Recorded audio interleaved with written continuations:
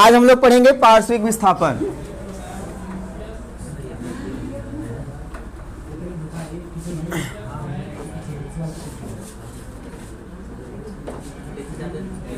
इसको बोलते हैं लेटरल शिफ्ट।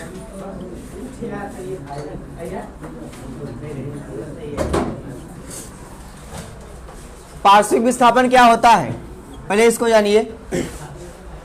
अगर कोई समांतर माध्यम हो, जैसे देखो मान लीजिए आयताकार कांच का एक गुटका हो, ठीक है, ये देख लीजिए, समझ गए। अगर कोई समांतर माध्यम है इस टाइप से, समझ गए, ये कैसा माध्यम है, समांतर। तो जो अगर कोई आपतित किरण आएगी ना, तो वो हमेशा निर्गत किरण के क्या रहेगी, समांतर। अब देखो आपतित किरण क्या होता है, निर्गत किरण क्या होता है, ये जानिए पहले। एक मान लीजिए एक बार यहाँ अभिलंब कर देते हैं, एक बार इधर अभिलंब कर देते हैं, ठीक है। बताओ प्रकाश किरण यहाँ आएगी, बोलो, बाहर से प्रकाश किरण आएगी। तो बताओ ये विरल माध्यम है और ये कौन सा है, सघन माध्यम है। तो बताइए यहाँ से जब ये प्रकाश किरण आएगी तो टकराने के बाद अभिलंब की ओर झुकेगी कि दूर जाएगी। तो मान लीजिए यहाँ से ये आ गई इधर, ठीक। अब जहाँ ये आई है, या तो और इधर कर देते हैं, चलिए इधर मुड़ कर चली जाए ना, समझ गई नहीं। ये कौन सा किरण, आपतित किरण। जब यहाँ विरल से सघन, ये कांच है भाई आपका, ये क्या है, कांच है, ऊपर क्या है, वायु है, हवा। तो देख बताइए जब प्रकाश किरण विरल से सघन में जाती है तो अभिलंब की ओर क्या होती है, फिर यहाँ हो गया ये। अब यहाँ पर बताइए ये अभिलंब होगा कि नहीं होगा। अब यहाँ से प्रकाश किरण निकलेगी बाहर, तो बाहर जब निकलेगी तो सघन में से कहाँ जाएगी, विरल में जाएगी। तो सघन से जब विरल में जाएगी तो अभिलंब से क्या होगी, दूर हट जाएगी, इधर साइड, समझ गए नहीं। तो देखो जो आपतित किरण होगी यह हमेशा निर्गत किरण के क्या होगी, समांतर होगी। अगर हम इसको आगे बढ़ाएं आपतित किरण को, बताओ तो कहाँ जाएगा, ये ऐसे सीधा जाएगा कि नहीं जाएगा, बोलिए। अब देखो ये आपकी कौन सी किरण है, ये अपवर्तित, ये अपवर्तित किरण है। और ये बाहर निकलने वाली किरण को बोलते हैं निर्गत किरण, समझ गए नहीं। इसको कौन सा किरण बोलते हैं, और ये वाला आपतित किरण, समझ गए। और ये वाली किरण क्या है, अपवर्तित किरण, समझ गए नहीं, बोलिए। अब पार्श्विक विस्थापन होता क्या है, ध्यान समझो। जब किसी समांतर माध्यम में कोई प्रकाश किरण प्रवेश करती है, ठीक, तो आपतित किरण और निर्गत किरण एक दूसरे क्या होती हैं, समांतर होती हैं, समझ गए। और इन्हीं आपतित किरण और निर्गत किरण के बीच की लंबवत दूरी को कहते हैं क्या, पार्श्विक विस्थापन। मतलब ये जा किधर रही थी, बताओ इधर, और विस्थापित किधर हो गई, इधर। पार्श्विक मतलब पीछे की ओर विस्थापित, समझ गए नहीं। तो इधर की ओर क्या हो गई, विस्थापित हो गई, समझ में आया, बोलो। थोड़ा सा विस्थापित होगा, पीछे की ओर होगा, जिसको क्या बोलेंगे, पार्श्विक विस्थापन। तो समझ में आया डेफिनेशन पार्श्विक विस्थापन का।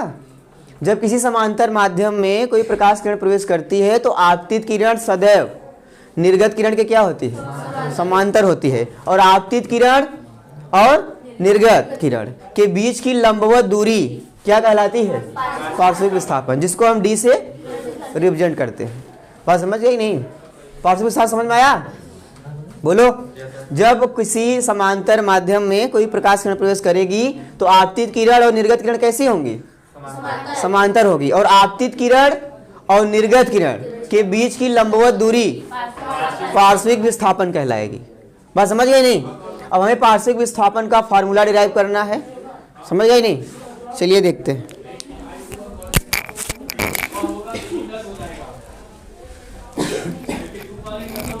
देखो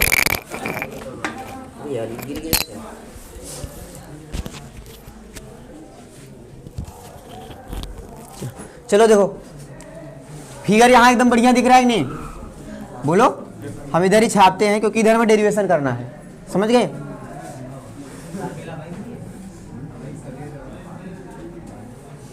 ठीक, ये हो गया आपका एक आयताकार कांच का गुटका, समझ गए। एक अभिलंब हमने यहाँ बनाया था और एक अभिलंब यहाँ मान लीजिए है, ठीक है। यहाँ प्रकाश किरण आएगी तब बताओ क्या होगा? इधर से अपवर्तित हो जाएगी, बोलिए, अपवर्तित होगी, फिर यहाँ से क्या होगी? इधर चली जाएगी, बोलिए। अब इसको अगर हम आगे बढ़ाएं तब ऐसे समांतर जाएगी, बोलो, समझ गए नहीं समझ गए? ठीक। अब इसी के बीच की दूरी क्या होगी? डी होगी, समझ गए नहीं समझ गए? अब यहां ध्यान दो, आपतित किरण मान लो यहां से P, ये आपका Q, यहां पर R और यहां पे क्या? यस, समझ गए? ये है आपतित किरण का पूरा पाथ, समझ गए नहीं? तो यहां बताओ, आपतित किरण और अभिलंब के बीच बना कोण क्या होता है? आपतन कोण। अपवर्तित किरण और अभिलंब के बीच बना कोण, इसको हम आगे तक खींच देते। अपवर्तित किरण ये है कि नहीं है भाई? और ये क्या है? अभिलंब है। अपवर्तित किरण और अभिलंब के बीच बना कोण अपवर्तन कोण R, ठीक है। यहाँ बताओ, ये बताओ, ये और ये रेखाएं समांतर है कि नहीं? तो ये R है तो ये भी क्या होगा? R ही हो जाएगा, बोलिए, ये आपका R हो जाएगा। बात समझ रहे हो नहीं? उसके बाद आगे ध्यान दो, अब ध्यान दीजिए, अभिलंब और निर्गत किरण के बीच बना कोण होता है निर्गमन कोण। कौन सा कोण? निर्गमन कोण, जो बाहर कोण बनता है E, समझ गए नहीं? ये आपका एक अलग है। तो ध्यान सुनिए, PQ कौन सी किरण है? आपतित किरण। QR अपवर्तित किरण और RS, यहाँ एक अभिलंब है, इसका मान लीजिए M1 N1, बोलो, और इसको मान लीजिए M2 N2। बात समझ में आया? और आयताकार गुटके का हम नाम रख देते हैं A, B, C और D। समझ गए नहीं समझ गए? बोलिए। तो यहाँ पर बिंदु Q पर, कहाँ पर? बिंदु Q पर, बिंदु ऐसे बिंदु Q पर स्नेल के नियम से, स्नेल के नियम से बताओ क्या होगा? पहले माध्यम मान लो इसका अपवर्तनांक क्या है? कांच का अपवर्तनांक n है, और यहाँ बाहर कितना है? a। समझ गए? तो कांच के लिए क्या लिखते हैं? G इस्तेमाल होता ही नहीं। तो बताओ, तो प्रकाश किरण कहाँ से कहाँ जा रही है? हवा में से कांच में जा रही है, तो क्या लिखोगे अपवर्तनांक? ANG बराबर कितना? साइन I बटे sine R। Equation number first. यहाँ तक सबको समझ में आया? बोलो, किस बिंदु पर? Q पर। अब हम देखेंगे बिंदु R पर। बिंदु R पर भी स्नेल का नियम लागू होगा कि नहीं होगा? एक माध्यम दूसरे माध्यम में जाएगी स्नेल के नियम से। बताओ, बिंदु R पर स्नेल का नियम लगेगा तो ये I बन जाएगा और ये क्या बन जाएगा? R बन जाएगा। आपतन कोण ये बनेगा और अपवर्तन कोण ये बनेगा। तब बताइए प्रकाश किरण कहां से कहां जाएगी? G से A में, G से A में, तो क्या लिखोगे? GN बराबर साइन R बटा साइन E। साइन I बटे साइन R होता है ना, तो साइन I बटे साइन R होता है, तो I जगह पर क्या है? R, और R जगह पर क्या है? E। इसको माने क्वेश्चन नंबर 2। अब लेकिन हम जानते हैं कि क्या होता है? ANG गुणे GNA एक होता है नहीं होता? बोलिए। तो ANG का मान बोलो कितना है? साइन I बटे साइन R, और GNA का मान कितना है? GNA देखिए यहाँ है ना, साइन R बटे साइन E बराबर कितना? 1। तो साइन R से साइन R क्या हो गया? कट गया। तो साइन I बटे साइन E बराबर 1 होगा। साइन I बटे साइन E बराबर 1। क्रॉस मल्टीप्लाई करो तो साइन I बराबर साइन E। दोनों पक्षों से साइन अनुपात हटा दीजिए तो क्या हो जाएगा? I बराबर E। इससे क्या निष्कर्ष निकला? कि जिस कोण पर प्रकाश किरण आपतित होती है उसी एंगल पर क्या होती है? बाहर निकलती है। जितने एंगल पर आती है उतने ही एंगल पर बाहर निकलती है। मतलब आपतन कोण निर्गमन कोण के क्या होता है? बराबर होता है। इतना बात समझ गए नहीं? तो इतना प्रूफ आपको समझ में आया कि कोण I किसके बराबर होगा? कोण E के। इतनी चीज समझ गए सब लोग? चलिए ठीक है, आगे देखते हैं। इतना सबको समझ में आया? कैसे कैसे हुआ समझ गए? क्यू पर हमने स्नेल का नियम लगाया। क्यू में प्रकाश किरण हवा से कहाँ आ रही है? कांच में। तो हवा से कांच में आ रहे तो एन जी लिखेंगे और साइन आई बटे साइन आर। अब बिंदु आर पर देखिए क्या है, यहाँ कांच में से कहाँ आ रही है? हवा में। तो कांच पहला माध्यम और हवा, तो हम लिखेंगे जी N A. Ji N A बराबर साइन आई जगह आर है और आर जगह ई है, तो साइन आर बटे साइन ई। और उसके बाद ये रूल आपको पता है, A N G into G N A बराबर 1 होता है। मान रखा गया, सॉल्व किया गया, आई बराबर क्या आया? ई आया। इतना सबको समझ में आया? चलिए ठीक है, आगे देखते हैं। इसको मिटा दें, इसका ड्यूरेशन लंबा है। इतना तक आए सबको समझ में? नहीं। चलिए आगे देखिए।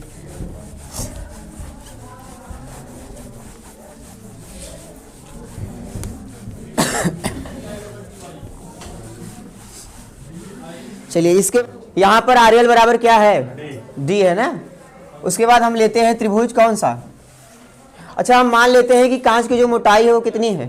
टी है। अरे भाई, कांच जो रहेगी कुछ मोटा रहेगा कि नहीं रहेगा? इसकी मोटाई को हम क्या मानते हैं? टी। मान लीजिए इसकी मोटाई क्या है? टी है। समझ में आएगा नहीं? इतना मोटाई टी है, आपतन कोण आई, अपवर्तन कोण आर। ठीक है, तो ये देखो आपको एक त्रिभुज दिख रहा है, ये क्यू एन वन आर लिखेंगे त्रिभुज। यहाँ और लिख देता हूँ ए बी बराबर टी ना। तो बताओ त्रिभुज कौन सा लिया जाएगा?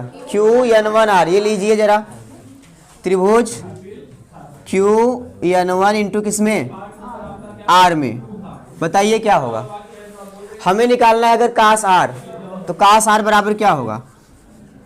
बताओ। हमें साइन आई साइन आर चाहिए होता है, तो कास आर यहाँ से निकालो कितना होगा? बताओ। आर है तो ये लंब बनेगा। आर के सामने क्या होता है? लंब होता है। ये लंब बनेगा, ये तो कर्ण है और ये आधार है, तो होता है आधार बटे कर्ण। आधार बटे कर्ण ना। आधार कितना है? क्यू एन वन और बटा क्यू आर। इतने समझ में आया कि नहीं? यहां से कास आर बराबर क्यू एन वन का मान कितना है? बताओ। क्यू एन वन का मान टी है, तो क्या हो जाएगा? टी बटे क्यू आर। तो यहां से क्यू आर बराबर क्या हो जाएगा? टी बटा कास आर। समीकरण नंबर 3 तक हुआ था क्या? 2 हुआ था, तो 3 मान लीजिए इसको। समझ गए नहीं? इसी प्रकार हम एक त्रिभुज और लेते हैं, क्यू आर एल। समझ गए? त्रिभुज कौन सा? Q R L. क्यों लिया गया? क्योंकि उसमें हमें विस्थापन चाहिए ना। तो क्यू आर एल लीजिए जरा। तो जरा इस पहले कोण की बात करिए। त्रिभुज क्यू आर एल में ये कोण कौन बता सकता है? बोलो। ये पूरा आई है, तो यहाँ ये टोटल भी आई होगा कि नहीं? ये पूरा आई होगा कि नहीं होगा? जब ये पूरा आई है तो इसमें से आर क्या करिए? माइनस कर दिए, तो ये वाला एंगल निकल जाएगा। जो ये वाला एंगल होगा ये हो जाएगा आई माइनस आर, यानी कोण कौन सा? R Q L. समझ गए नहीं? तो हो जाएगा कोण आर क्यू एल बराबर कितना? I minus R. समझ गए?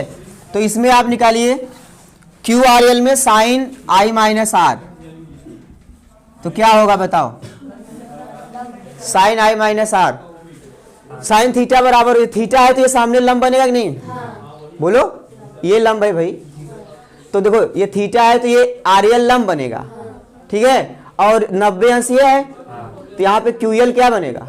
कर्ण बनेगा। और 90 कहाँ लगे? यहाँ 90 है भाई। ये हमने लंब यहाँ डाला है ना, ये कौन सा डिग्री होगा? तो 90 सामने, तो ये कर्ण बनेगा। समझ गए नहीं? समझ गए? तो आपका सुनो, साइन बराबर होता है लंब बटे कर्ण। तो लंब हो गया आपका आर एल, लंब क्या है? और कर्ण है आपका क्यू आर। बोलिए। तो साइन आई माइनस आर बराबर आर एल का मान बोलो डी। बोलो। क्यू आर का वैल्यू आप रख दीजिए टी अपान कास आर। बोलो। तो यहां से अगर हम डी का मान इसको इधर मल्टीप्लाई करिए तो क्या हो जाएगा? डी बराबर हो जाएगा sine I minus R into T बटा कास आर। समझ गए नहीं? तो यहां से डी बराबर क्या हो जाएगा? T into sine I minus R और बटे क्या? काश आर, ये हो गया पार्श्विक विस्थापन। बात समझ गए नहीं? बोलो पूरा कैसे प्रूफ हुआ, यहां तक समझ में आया? समझ में आ रहा है कि नहीं? अब ध्यान से देखो ये कोण कैसे निकला, समझ में आया कि नहीं? ये पूरा आर होगा, मतलब ये पूरा आई होगा, बीच में आर है, तो ये क्या बच जाएगा? आई माइनस आर। तो यहां तक सबको समझ में आया? बोलिए। अब इसके आगे हम और देखते हैं। अभी ये तो डी का मान किसके पदों में है? साइन के और कास के, आई आर। समझ गए? आगे देखिए, इतना हो गया सबको? आगे देखो,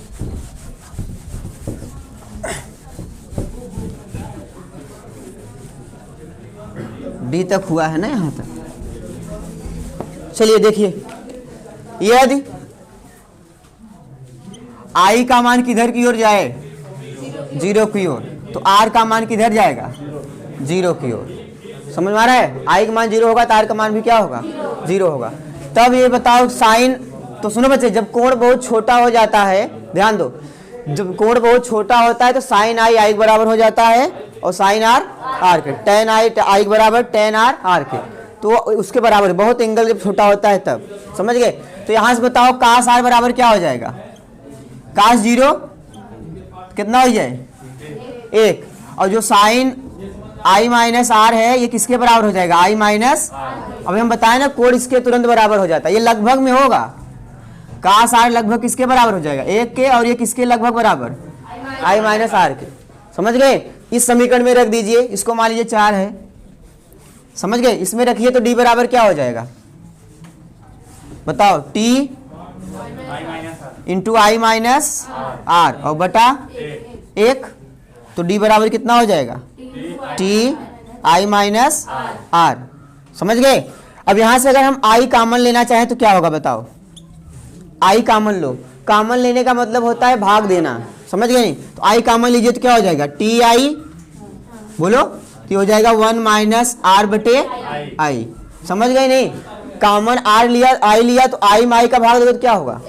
और आर में आई का भाग दोगे तो आर बटे आई। यहां तक समझ में आया? लेकिन ये बताइए, एन बराबर भी साइन आई बटे, तो आई आर एकदम कम लिया गया है, तो आई बटे क्या हो जाएगा? आर। तो यहां से आर बटे एन क्या हो जाएगा? आर बटे आई क्या हो जाएगा? 1 बटा एन। अब यही रख दीजिए, तो डी बराबर क्या हो जाएगा? टी आई, बोलिए, और कोष्ठक में 1 माइनस, और आर बटे आई की जगह क्या रख सकते हैं? 1 बाई। समझ में आया यहां तक कि नहीं? बोलिए। तो यही 2 फार्मूला है आपका पार्श्विक विस्थापन का। कौन कौन सा? एक ये वाला और एक ये वाला। अगर अपवर्तनांक दिया है तब ये वाला लगाएंगे, और अगर केवल आई आर दिया है तब नीचे वाला लगाएंगे, ये वाला। समझ गए? तो पार्श्विक विस्थापन का पूरा फार्मूला समझ में आया कि नहीं? बोलिए। तो 2 याद रखना है आपको, एक ये वाला और एक ठो ये वाला। इसमें क्या है? टी क्या है? कांच की मोटाई है। आई क्या है? आपतन कोण। आर क्या है? अपवर्तन कोण। समझ गए? इसमें बताइए, टी कांच की मोटाई, आई आपतन कोण, और एन अपवर्तनांक। समझ गए? और डी क्या है?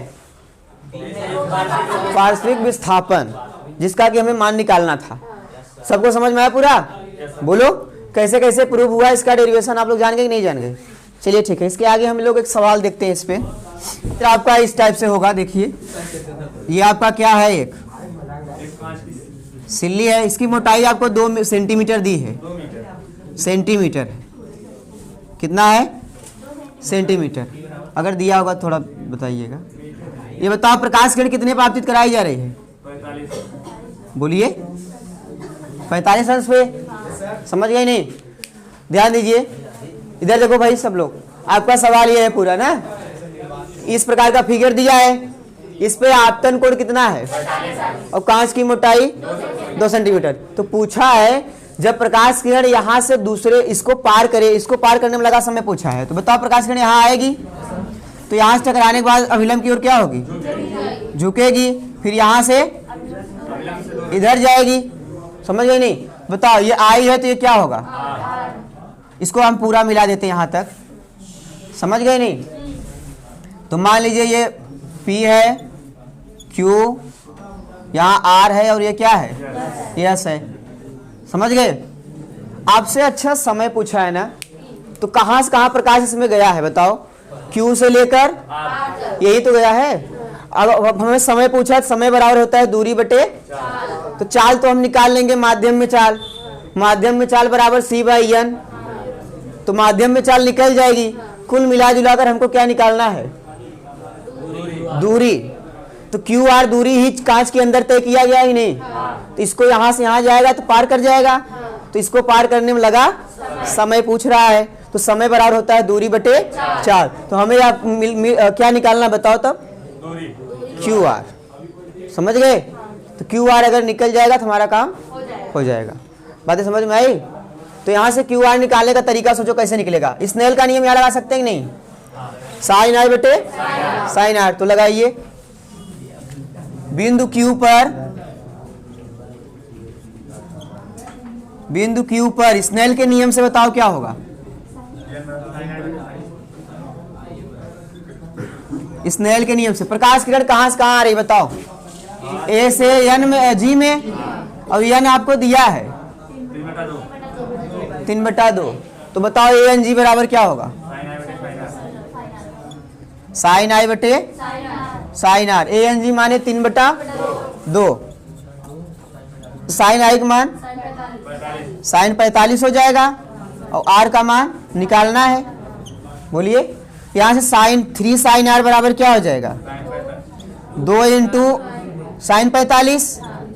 बोलो, तो साइन R बराबर क्या हो जाएगा? 2 गुणे साइन 45 मान 1/, और 3 इधर से भाग हो जाएगा। अब बताओ, 2 से कर्डिम 2 एक ठो कट जाएगा, तो क्या बचेगा? कर्डिम 2/3। ये क्या निकला आपका? R निकला। साइन R निकला ना, तो साइन R का मान इतना आ गया। यहाँ पर सबको यहाँ तक समझ में आया? बोलिए आगे देखिए जरा। त्रिभुज QNR में, त्रिभुज QNR में जब हम करेंगे तो कास R आएगा, लेकिन हमको मान किसका पता है? साइन R का। तो साइन R की सहायता से अगर कास R निकालना है तो कैसे निकालोगे? कास R बराबर होता है कड़ी में 1 माइनस साइन स्क्वायर R। तो हो जाएगा कड़ी में 1 माइनस साइन स्क्वायर R करो, 2 दूनी कड़ी में 2 का स्क्वायर 2, और बटा कितना? 9 हो जाएगा। कितना हो जाएगा? 7/9 हो जाएगा। तो आ जाएगा करीम 7/3। अरे 9 का वर्गमूल क्या होगा? 9 1 का 9 में 2 गया 7। 7 तो बाहर निकल नहीं पाएगा, तो कड़ियम रह जाएगा, और 9 का वर्गमूल क्या हो जाएगा? 3। ये किसका मान हो गया? कास R का। अब ध्यान दो यहाँ पे, देखिए त्रिभुज QNR में आपको क्या निकालना है? QR, और क्या पता है? QN बराबर बताओ कौन अनुपात बनेगा? 90 है ना? 90 है, और ये आपका R है। ये बनेगा लंब, ये बनेगा आपका कर्ण, और ये क्या बनेगा? आधार। तो QR बटा QN क्या हो जाए? कासेक होगा, क्या होगा बताओ? QR माने क्या बच्चे? कर्ण, और QN माने आधार। कर्ण बटे आधार माने सेक, हो जाएगा सेक R। बताओ, अब इसको पलट दीजिए, तो QN बटे QR बराबर कास R। बोलिए, तो कास R बताओ QN का मान कितना है? 2 है। हम मीटर में रखेंगे, सेंटीमीटर में है ना 2, तो 2 गुणे 10 घाते माइनस 2 बटे QR आपको क्या करना है? निकालना है। अब कास R का मान बोलो? करीम 7/3। यहाँ से अब आपको हल करके किसका मान निकालना है? QR का। कितना है हल करने पे जी? PDF में देखो, जो 0.207 गुणे 10 घाते माइनस 2। हल कर लोगे इसको, मीटर में आ जाएगा। इसको आपको हल करना है, समझ गए? करीम 7 की वैल्यू रख लेना और 3 गुणा करके हल कर लीजिएगा। समझ गए? QR मतलब क्या आ गया? इसके बीच की दूरी। अब दूरी निकल गई तो पहले में चाल भी चाहिए। चाल भी बराबर क्या होगा? चाल यहाँ देखो, भी बराबर होता है C/N। तो C का मान बोलो 3 गुणे, और N का मान है 3/2। 3/2 माने 1.5। 3/2 का मतलब कितना? तो आ जाएगा 2 गुणे 10⁸ मीटर प्रति। ये हो गया इसके अंदर चाल। तो कांच के अंदर चाल पता हो गई और यहाँ से दूरी पता हो गई, तो समय बराबर क्या होता है? दूरी कितना है? 2.267 × 10⁻² और बटा चाल कितना है? तो भाग देंगे 2 1 का 2, 1 दशमलव कितना हो जाएगा? 1.133 ऐसा कुछ आएगा × 10⁻10 सेकेंड। समझ में आया कि नहीं? दिख रहा है नहीं यहाँ पर? तो सवाल सबको समझ में आया कैसे निकला? बोलो भाई। तो देखो ध्यान समझिए क्या करना था। आई दिया था, आई की सहायता से हमने आर निकाला। आर जब निकाला तो साइन आर का मान निकला, लेकिन हमें इन दोनों को अगर लेना है तो कास चाहिए, तो हमने कास निकाल लिया साइन की सहायता से। तो कास का मान निकल गया तो हमने ये ट्रायंगल लिया। इस ट्रायंगल में बताओ QR बटा QN क्या होगा? सेक आर। तो पलट दीजिए तो क्या हो जाएगा? कास आर। तो कास आर की वैल्यू यहाँ पता है, लिख दीजिए, और ये वैल्यू यहाँ जो दिया है लिख दीजिए। फिर यहाँ हल करके QR आ गया। QR मतलब वह दूरी जो कहाँ पर है? कांच के अंदर। तो दूरी आपका QR कांच के अंदर हो गया, और यही का चाल निकाल लीजिए। तो चाल माध्यम में क्या होता है? C/N। तो C का मान और N का मान रख के हमने माध्यम में चाल निकाल लिया। तो समय निकालने के लिए दूरी बटा, तो दूरी आपका QR बटे चाल, भाग दे दीजिए, आ जाएगा। समझ में आया नहीं इतना? बोलिए। चलिए ठीक।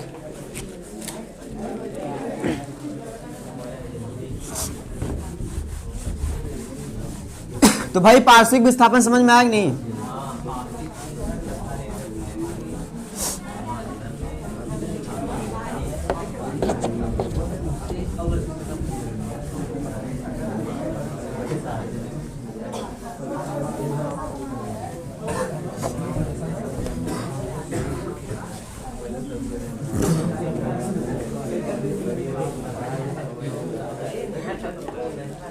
शांत रहिए। इसी को थोड़ा जल्दी देखो कैसे करेंगे, ध्यान दीजिए। ये आपका क्या है? बोलो क्या है ये? हाँ, तो ये यहाँ आप मान लीजिए कि यहाँ ना, ठीक, इधर आया, इधर गया, ये आगे कहाँ जाएगा? सीधा। इसी के बीच की दूरी क्या होती है? D होती है। इसी को हम पार्श्विक विस्थापन कहते हैं। ये कोण कितना है? ये वाला R। ये बताइए R। समांतर किरणें हैं, तिर्यक रेखा काट रही है, तो R ही होगा। और ये कोण कितना है? E है। यहाँ P Q R और S। समझ गए? अच्छा, एक कंडीशन आपको आया था I बराबर क्या? E। कैसे आया था? यहाँ A है, यहाँ G है, तो ANG बराबर कितना? थोड़ा यहाँ से करते हैं एक साथ पूरा, ठीक है? जल्दी से देखो क्या होगा। ANG बराबर साइन I बटे साइन R। ऐसे जब यहाँ से यहाँ आएगा तब ये बिंदु Q पर है, और बिंदु R पर देखो स्नेल के नियम से क्या होगा? GNA बराबर साइन R बटे साइन E। ये एंगल की नहीं? तो यहाँ से आप जानते हैं ANG गुणे GNA बराबर 1 होता है। ANG रखिए साइन I बटे साइन R गुणे साइन R बटे साइन E बराबर 1। बोलो, यहाँ से R से R क्या हो गया? तो यहाँ से साइन I बराबर साइन E हो जाएगा। बोलो, तो यहाँ से I बराबर क्या हो जाएगा? E हो जाएगा। इधर समझ गए नहीं? तो I बराबर E। अब हम कौन सा ट्रायंगल लेंगे बताओ? इसकी मोटाई कितना थी भाई? T थी। और ये विस्थापन कितना है? RL। समझ गए नहीं? तो ये T है, तो पहले ये वाला लीजिए। ट्रायंगल ये लिए थे ना, ठीक है? यहाँ पर कुछ नाम दे दो। M1 N1 था, और ये कौन सा? M2 N2 था। तो पहले ये ट्रायंगल ले लीजिए, तो क्या निकलेगा बताओ? कास R की साइन R? कास R निकाले थे हम। कास R बराबर क्या होगा? आधार बटे कर्ण QN1 बाई QR। तो कास R बराबर QN1 T बटे QR। तो यहाँ से QR बराबर क्या आ गया? T बटे कास R। समझ गए नहीं? अब QR का मान आ गया। ऐसे ही हम साइन वाला निकालेंगे। बताओ, ये पूरा एंगल I, तो ये वाला एंगल I माइनस R। तो यहाँ लगाओ त्रिभुज QRL। त्रिभुज QRL में। और ये किस त्रिभुज में था? QN1R। त्रिभुज QN1 इंटू क्या R में, समझ गए नहीं। तो यहां से देखो इसमें साइन आई माइनस आर क्या होगा, साइन बराबर होता है लंब बटे, तो लंब आपका D है, बोलो लंब हो गया D, कर्ण कितना है, कर्ण आपका QR है, QR रख दीजिए। अब इसी में QR का मान रख दो, तो साइन आई माइनस आर बराबर हो जाएगा D बटा QR का मान T बटे कास आर। तो D का मान निकालना तो इसका इधर मल्टीप्लाई हो जाएगा, तो D बराबर क्या हो जाएगा, sine I minus R into T बटे कास आर। इतना समझ गए, ये आपका पहला फार्मूला हो गया। उसके बाद हमने कहा आई आर का मान बहुत कम हो, आई 0 की तरफ जाए और आर भी किधर 0 की तरफ, तो कास आर कितना हो जाएगा, कास 0 का मान 1 हो जाएगा। और साइन आई माइनस आर किसके बराबर, लगभग आई माइनस आर के बराबर, यही वैल्यू इसमें पुट कर दीजिए। तो डी बराबर कितना हो जाएगा, साइन आई माइनस आर माने आई माइनस आर इंटू टी बटा 1, बोलो। फिर आगे देखिए यहाँ पे डी बराबर हो जाएगा टी आई माइनस, ये आपका सेकंड फार्मूला है, या तो इसमें आई कॉमन लीजिए, टी आई हो जाएगा और हो जाएगा 1 माइनस आर बटे आई। तो डी बराबर टी आई और 1 माइनस आर बटे आई को 1 बाई एन कहते हैं, क्योंकि एन बराबर होता है आई बटे आर, तो आर बटे एन क्या होगा 1 बाई, ये पूरा आपका फार्मूला डिराइव हुआ। समझ में आया नहीं कैसे हुआ, बोलिए। क्या करना है आपके, अब आई बराबर ई प्रूव करना है, उसके बाद एक ट्राइंगल ये लेना है और एक ट्राइंगल ये वाला, मतलब एक बार QN1R और एक बार QR और L, समझ गए। दोनों को लेकर हम कास आर और साइन आई माइनस आर निकालेंगे, फिर यहाँ पे रख देंगे, डी की वैल्यू आ जाएगी और फिर इसको हम बहुत छोटा मान लेंगे, तो डी का मान आई और आर और एन के पद में आ जाएगा। समझ गए ही नहीं, तो प्रूफ कैसे हुआ सबको समझ में आया, सवाल भी इसका हो गया, ठीक है। चलिए मिटा दे इसको ना, किसी से अगर बोल दे भाई बोर्ड पे आओ लगा दो, लगा देगा कि नहीं, हाँ।